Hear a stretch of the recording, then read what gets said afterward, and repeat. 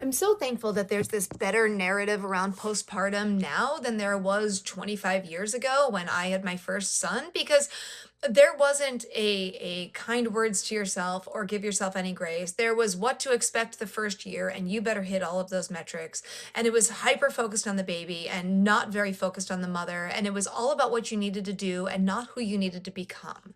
And that was a really difficult time to live through.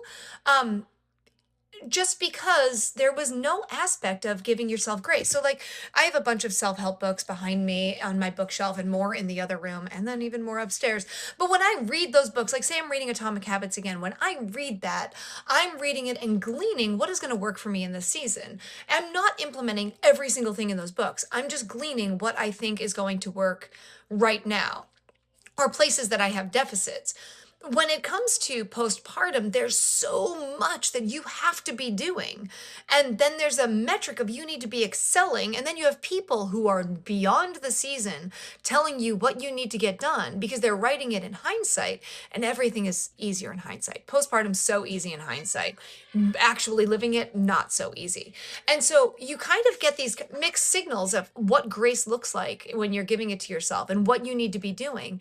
And it can end up in this overwhelming anxiety feeling while you are trying to get familiar with this new version of your body, while you're trying to navigate sleep deprived. And then as soon as you catch up on sleep, they go through a growth spurt or they go through sleep regression and now you're sleep deprived again. And it's so difficult while at the same time remembering I can do hard things. I can show up well. I can do the best I can. But remember, the definition of success is doing the best you can with what you have at any given time. And what you have in those moments is different than what you have in moments where you are well rested and not waking up with a newborn. And, giving yourself grace in that season is so critically important. And I wish that every postpartum mom who's in the trenches really understands that this is a season that is chaotic and crazy. And if you're doing your best, that is the expectation of success. That is the metric of success. As long as you're doing your best, you're asking for help when you need it.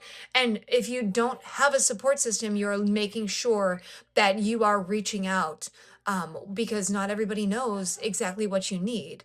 Or like if your support system's not supporting you well. And if you don't have one, that's even worse. I navigated almost all of my postpartum seasons without a fantastic support system. So that was difficult. And I mean, I'm glad that you're giving yourself grace. I think we all deserve that. Actually, we deserve that in all different seasons of motherhood.